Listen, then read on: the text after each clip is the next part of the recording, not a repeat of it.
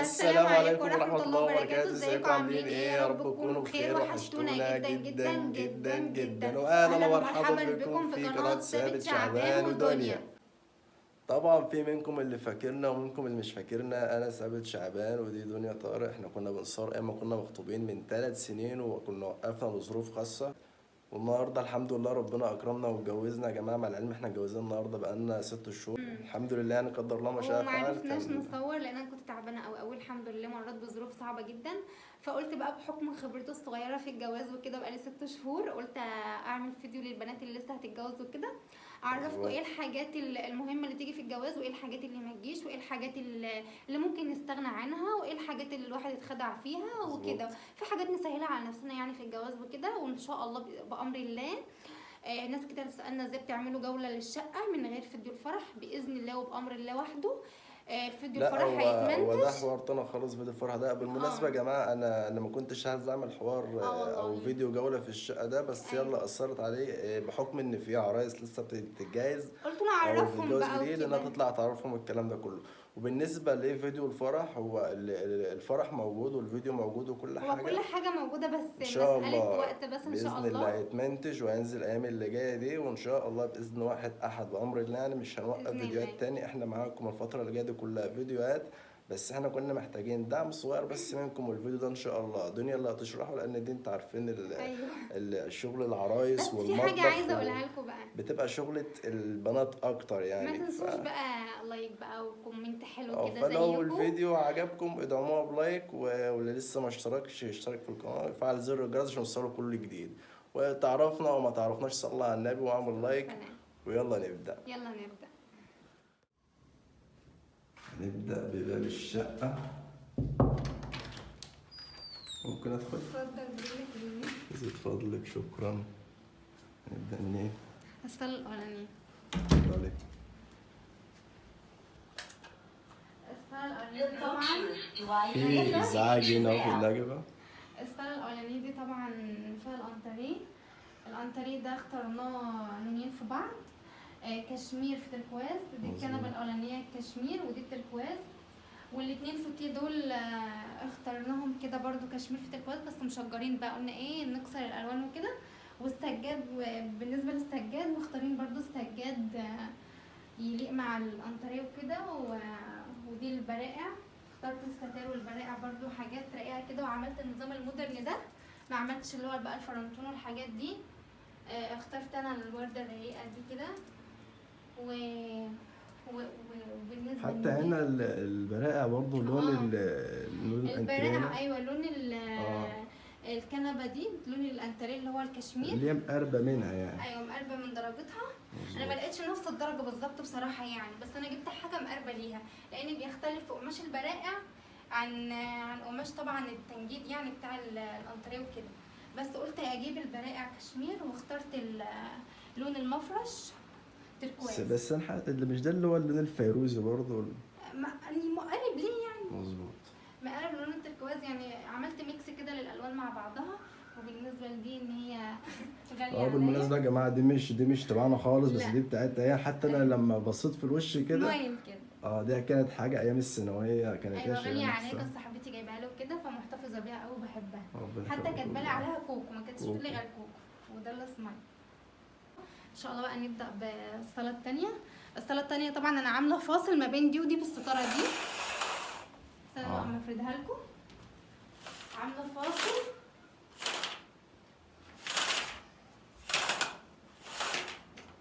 عامله فاصل، مختاره الصاله التانية دي مختلفه عن الانتريه خالص. يعني هتلاقي الستاره دي والستاره اللي هي قدام باب المطبخ، طبعا هنا المطبخ هوريهولكم حالا بس لما اتفرج على الصاله دي. اللي هو تقصد تقول ان هنا أيوة. القعدة اللي قدام الشاشة ده مثلا حاجة مختصة بذاتها كده، اللي هو الانتريه، مش عارفة ايه. ايوه مختصه ذاته، دي القعده بقى اللي بنقعد فيها، جالنا ضيوف جالنا كده. عاملاها انا مختلفه شويه.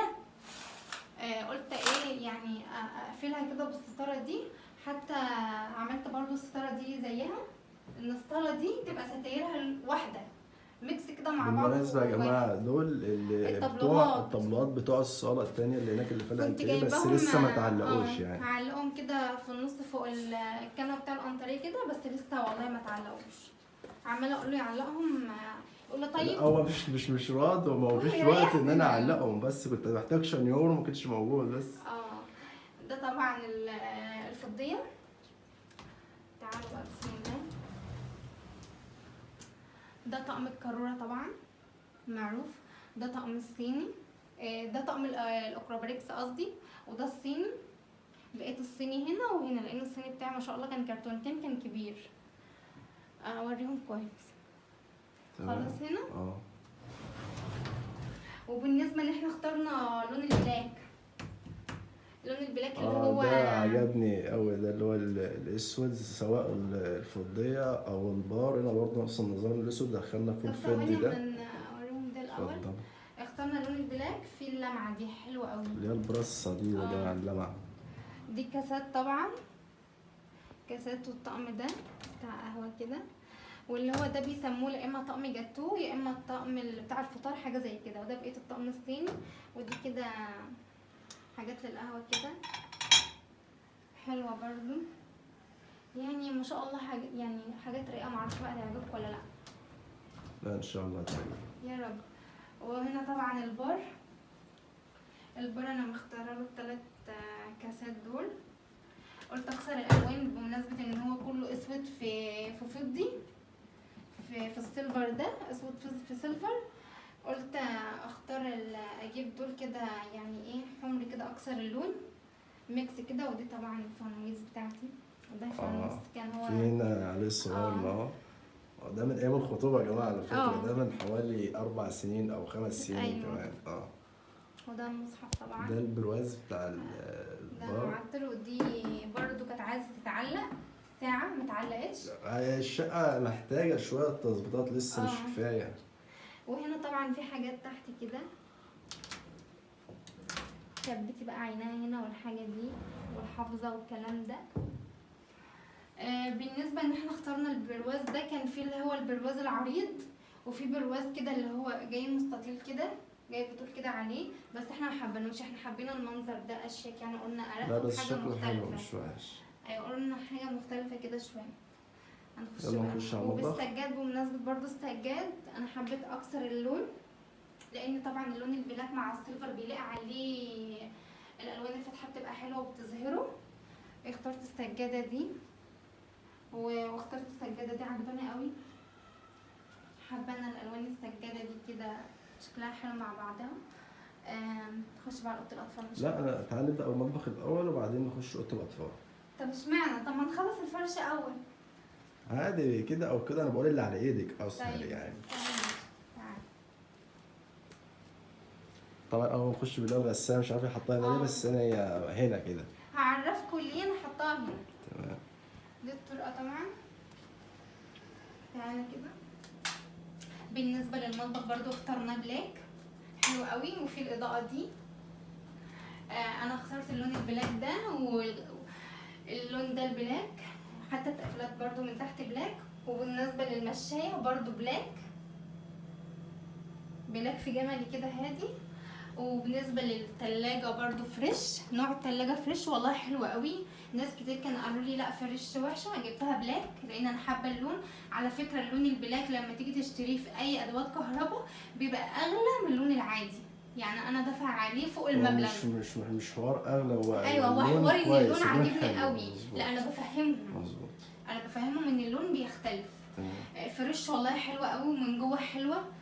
ونوع البوتاجاز بتاعي 5 شعلة ما شاء الله برضو جميل مش وحش. يونيون اير، نوع يونيون اير حلو برضو. الناس كانوا بيقولوا لي لا يونيون اير وما اعرفش ايه، حبيت انا النوع ده واستعماله ما شاء الله جميل. ده طبعا هنا كوبايات بقى وكاسات وحاجات من دي. بسم الله. ده طبعا طقم العسلي، وده كوبايات. دول بقى من زمان يا جماعه، ده حرف الجي وده حرف الاس. وده طقم السمك كده، لما يكون عندي سمك احطه عليه. خليه هيقع على مهلك براحتك. مش عارفه اعمل، مش شايفه. ده عدل. طقم السمك. وده بقى اللي انا بستخدمهم بقى في الشقه وكده. اخده على فكره، انا عايزه بالمناسبه اقول لكم الطقم الاكروباريكس اللي بره ده انا اخده منه لانه ما شاء الله كبير. اخده منه كام طبق كده يعني، ما يكونيش في المطبخ. يعني حبيت ان انا اخد منه حبه وكده مع الطقم العسلي ده. بسم الله. وهنا الترمس بالفناجين بتاعته، وده برضو براد كده حراري. وده اللي هو الخلاط اللي هو العادي. انا جايبه الخلاط البراون الكبير بس بصراحه ما فتحتوش جوه، عينها وريهولكم. فتحتوش ولا ما عرفتيش تستعمليه؟ لا مش معرفتش استعمله، انا قلت بستعمل العادي، قلت اخليه في كرتون طب ابقى احتاجه، لان انا عندي هنا الكبه برضو ما شاء الله فرنساوي ما شاء الله. ايوه.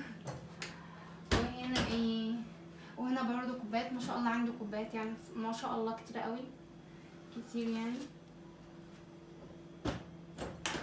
استنى، ايوه نظبط الاداء. هنا طبعا الكوبايات دي هنا كده. وده بقى الفناجين كلها. الفناجين طبعا سيد بيحب يشرب فيها، في ناس ما بتحبش تشرب فيها الشاي وكده، لكن هو بيحب يشرب فيها. بكر ما شاء الله مكسر لي من ده حته. هي واحده بس اللي اتكسرت، انا ما اعرفش ازاي والله. الوحيده سبحان الله، الوحيده اللي انا طق الوحيده. العين ما شاء الله يعني حاطين عليهم حتى الحمد لله قدر الله ما شاء الله. ايوه. ده طبعا ده طقم التوابل، حلو قوي قوي في استعماله، مش وحش لا جميل، وبياخد يعني دورين.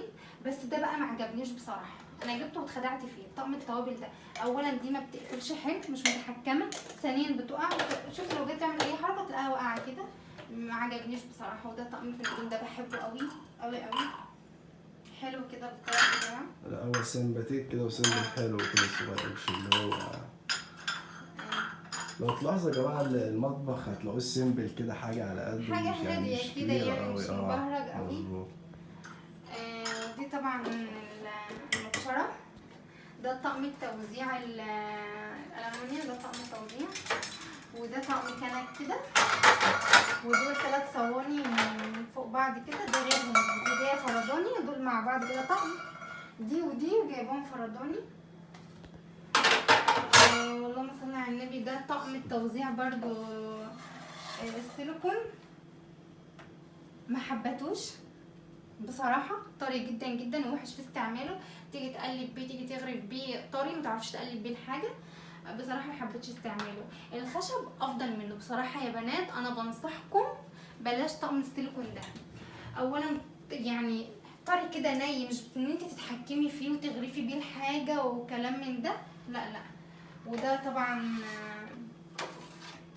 طقم التسالي، ده كان فيه لب وسوداني وشوكولاتات وحاجات. الحمد لله يعني الحمد لله. تعالوا بقى. دي المعالق. انا بصراحه يا بنات ما اشتريتش شنطه معالق، لان شنطه المعالق لقيتها ب 4000 جنيه، ب 4000 جنيه والمعالق بتاعتها مش حلوه. يا جماعه المعلومه اللي الدنيا بتقولها دي معلومه مهمه جدا، يعني انا بصراحه انا عجبتني بصراحه. كان من شهر 12 والله العظيم كانت ب 4000 جنيه، ما رضيتش اجيبها. المعالق بتاعتها اولا ما عجبتنيش، ثانيا بص المعلقه دي ملمومه، التانيه مفروده قوي. هتفهموا انتوا قصدي وهتفهموني، هو اكيد انت مش هتعرف الحاجه دي قوي يعني.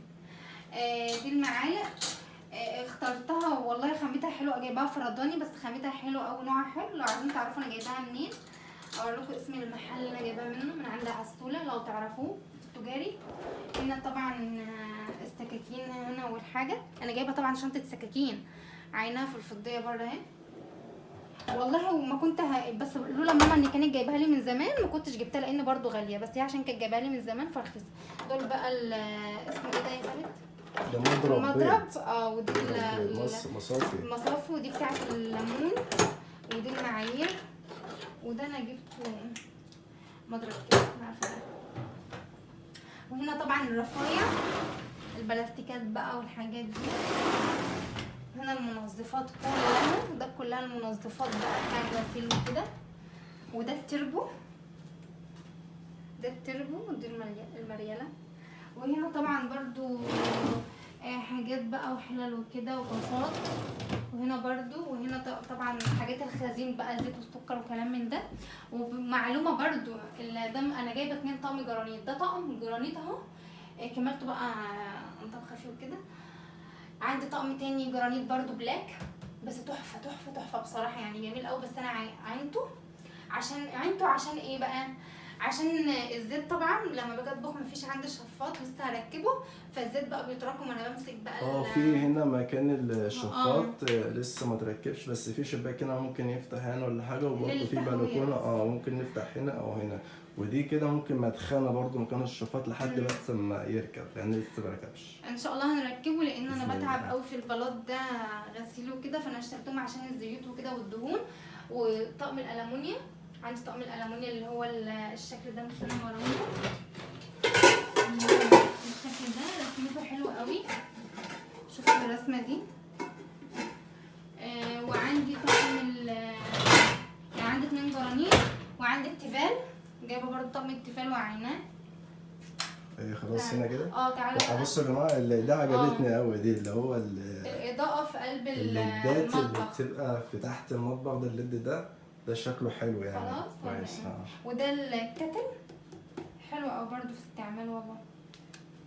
يلا على فين دلوقتي؟ على اوضه الاطفال بقى. يلا. اوضه النوم بقى. لا دي خطر، دي خط احمر. لا والله عايزه اوريها لكم، لا بس لا، هو ممنوع مطرد. التصوير كده، خصوصيات. دي بقى اوضه الاطفال يا جماعه. اوضه الاطفال كنت شايلها بقى عشان عينها هنا كده. هنا بقى ممكن تلاقي شويه حاجات كتير مكركبه زي اوضه الاطفال مكركبه شويه، ليه زي بقى؟ مفيش مكان ان انا احط فيها، تلاقوا ده هاديه كده. ده البطاطين طبعا، والخلاط البراون تحت هنا، ودي المكنسه مفيش مكان بصراحه يعني احط فيه. وده الميكروويف بتاع، قصدي الديب فريزر. رايح فين؟ انا موجود. الديب فريزر وايت ويل حلو قوي برضو في استعماله بصراحه يعني. وهنا بقى الحافل بتاع الاطفال، وهنا الميكروويف بصراحه طلعته استخدمته شويه وبعدين عينته، لان كان على رخامه وكان بيجي عليه ميه وكده، فخفت عليه ان هو يبوظ بصراحه يعني، فعينته تاني الميكروويف اهو. ده دولاب الاطفال، دي فوط الاطفال بقى وحاجه الاطفال وكده. وبالمناسبه ان انا جبت حد يفرش الشقه، الدولاب والنيش. احسن يا بنات ليكوا انك تجيبوا حد يفرش لكم الشقه بصراحه يعني، عشان حاجه ما تتبهدلش وكده. وهنا بقى طبعا هدوم الخروج المفروض كانت تبقى في الدولاب التاني، بس انا اخترت ان هي تبقى هنا وهو حاجته هناك. اللي بتقول لك حاجته هناك دي والله العظيم ما خدت غير هي ضرفه واحده بس، ويا ريتها مكفيه، وانا مبلطجه عليها حتى في الدولاب. الدولاب بره من فوق من هنا كده.